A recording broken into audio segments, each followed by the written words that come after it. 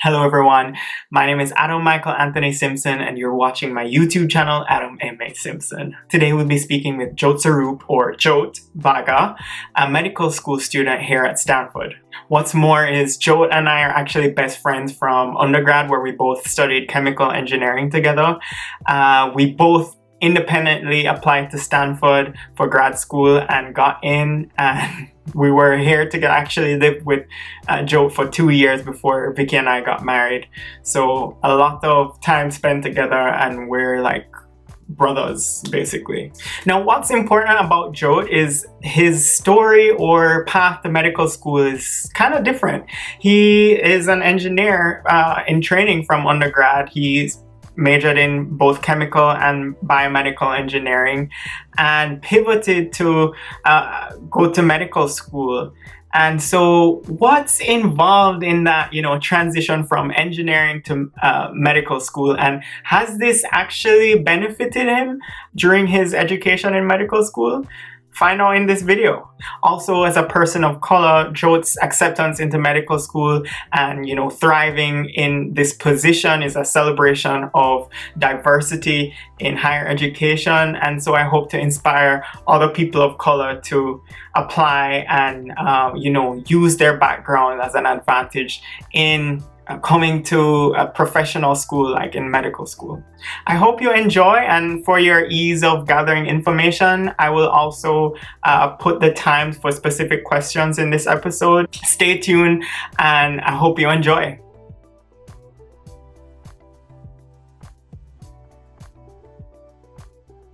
Hello everybody, today I'm interviewing Joet Bagga, my friend from undergrad. We did chemical engineering together, best friends for a long time. He was a part of my wedding party and he's in med school here at Stanford. So I'm going to allow him to introduce himself and then maybe go into a little bit more of like everything to do with our friendship and coming to Stanford together, me in environmental engineering while he went to med school and what is involved in med school. So here goes. Wow, that's a lot to talk about. But so my name's Joet. I am fourth year. Well, technically a fifth year. I just did a research year, so I'm on my fourth medical school year here at Stanford. I went to Carnegie Mellon as well with Adam. Studied chemical engineering with Adam. I also did a major in biomedical engineering. But Adam and I really bonded over lots of homework for sure. I think when you struggle together as friends, that's how you really build your friendships. I think we got really close just doing a lot of homework together, started hanging out, and became really good friends after that. Yeah. And then after undergrad, when we came to Stanford, we were actually roommates for 2 years before I got married, and then Vicky came up here. Yeah, he ditched me. But yeah, we were, it was good times, stressful times. Stressful times? Not because of you, but someone else. Anyways, not getting into that, but wanted to get into our first portion of this interview, which is the what led you to medical school section. And I have here, as you touched upon this before, you did chemical engineering and biomedical engineering for your bachelor's before you came to medical school. And how has this engineering background helped you with medical school? If you could pinpoint any aspect of your medical school career that you think this engineering background helped with, despite having to do pre-med courses while also doing engineering.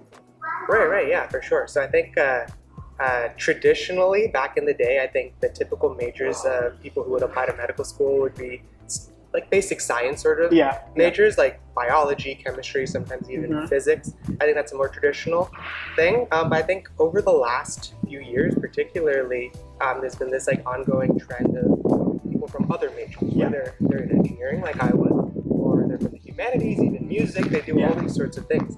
Ultimately, they just need to take they have to take the same basic classes. They can still do well on the MCAT, which is the standardized test you need to take before getting into med school. But I think like it's really cool that everyone from like now we can actually have people from all these different sorts of backgrounds come together into the same field, provide their different perspectives, and help drive the field of medicine forward. I think that's really cool. Particularly with engineering, I think having an engineering background gave me a real interest in developing mechanistic frameworks for pretty much everything I study.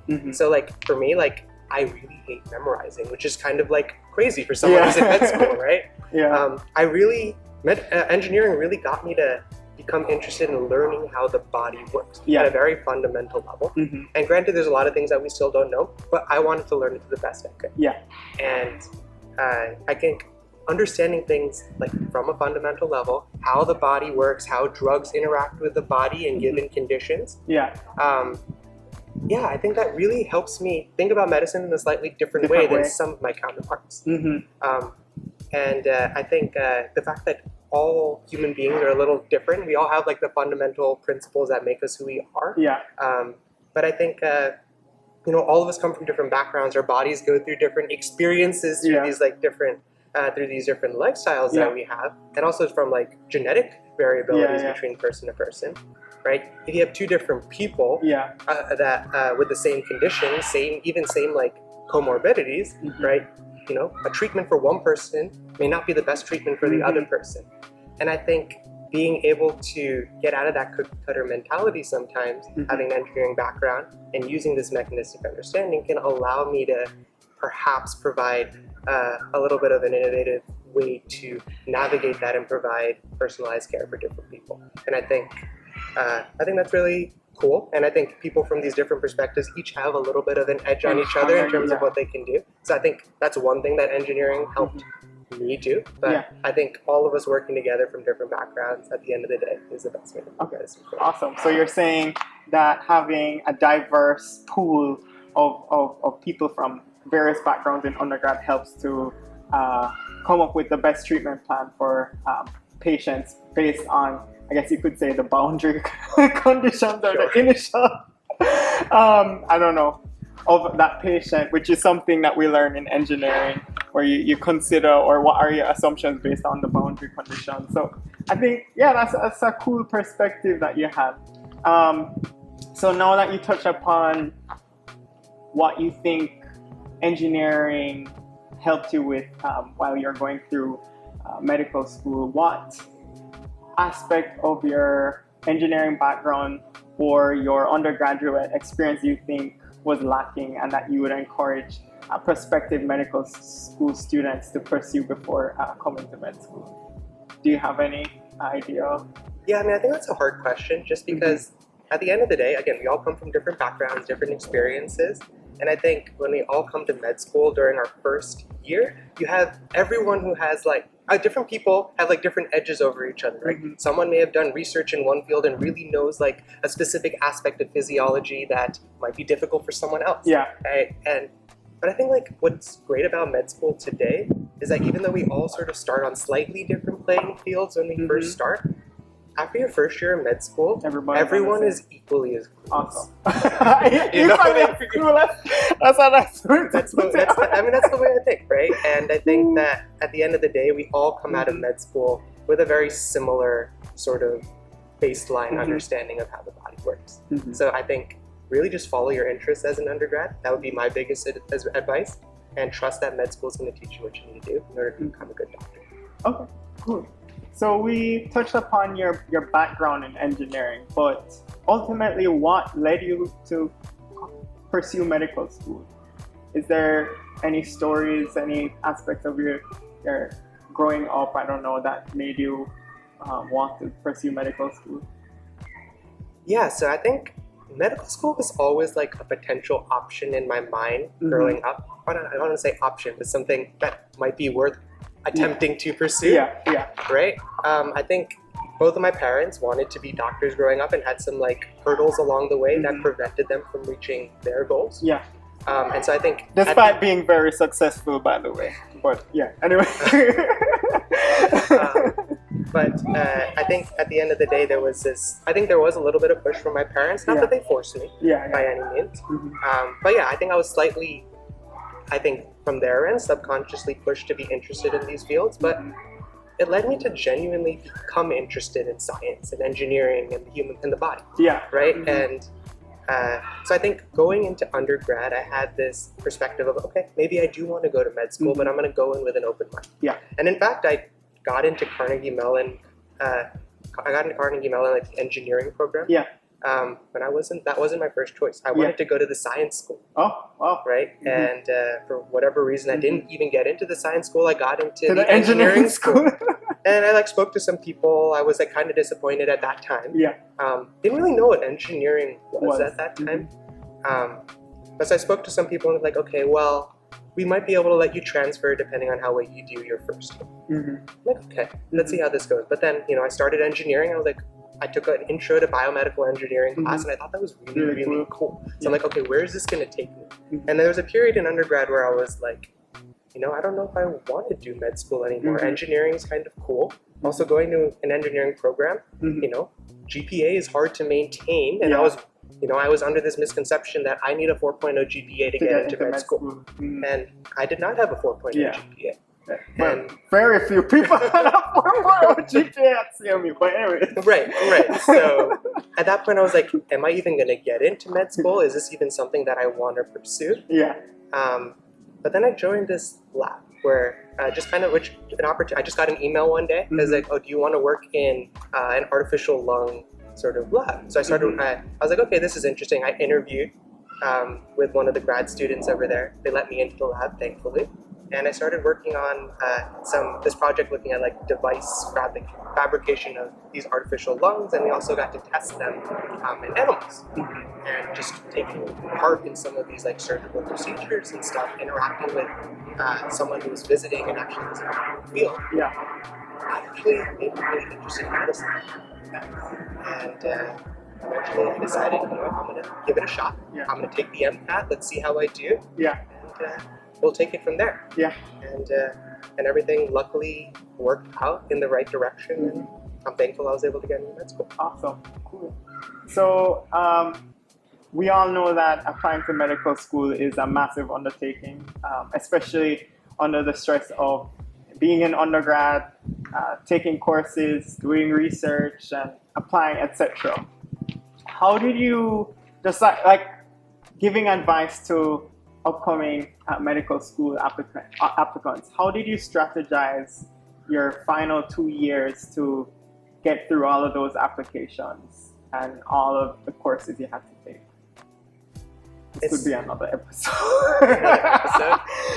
I mean, I don't think I really strategized as I think some people go through undergrad with a mission in mind, right? And they make all their decisions to achieve said mission. I don't know, I think I was a little bit more lax in my mentality, in that I just wanted to do things that I was interested in. Maybe it was a little bit of burnout in undergrad, where I'm like, you know what, I don't want to have to do things I don't want to do. Yeah. Right? I was passionate about what I was doing. I was willing to work hard, but I'm like, if I'm going to work hard in something, I want to do something that I enjoy. And I just ended up getting involved in some really cool projects that I found myself very passionate in, and decided to pursue them. And then I had all these classes that I had to take as well, that you just put in the time and effort, and you just do your best. Okay. So just take it as it comes. That was your strategy. That's pretty much what I did. So I don't have really great advice from that perspective. Okay, that's good. And then so you just did an uphill heuristic, I guess. You just did the work you needed to do to get from point A to point B. Yeah, I think it can be very daunting if you have an end goal in mind. Yeah. And you're like, okay, I need to do X, Y, Z, and all of these other things in order to reach said goal. Yeah. Especially when you're thinking years ahead of time. And so I think med school is there's no cookie cutter way to get into med school, right? Everyone sort of has their own path, and you talk to so many people and everyone does something different. And it's just daunting being like, oh, what am I supposed to do? And so you say, well, this person did X, this person did Y. And I got to do all of these things in order to get into med school. But I think the easiest way, at least based on my experiences, is sort of to, like you said, take everything as it comes and all your little goals into sort of like digestible steps. Yeah. Right? Have little checkpoints for yourself. Like so if I have Celebrate A, B, and C to do, right? Yeah. I'm gonna think from A to B. And I'm not gonna think about B to C. Yeah. You know what I mean? Yeah. I think that makes it a lot easier. It does. And then you celebrate the little wins Yeah. and enjoy the process. Some late nights at Mad Max for the little wins. Anyways. Thanks for watching part 1 of my interview with Joet Bagga. Please like this episode and stay tuned for part 2, and subscribe to the channel if you want to learn more about other diverse people or just grad students in higher education.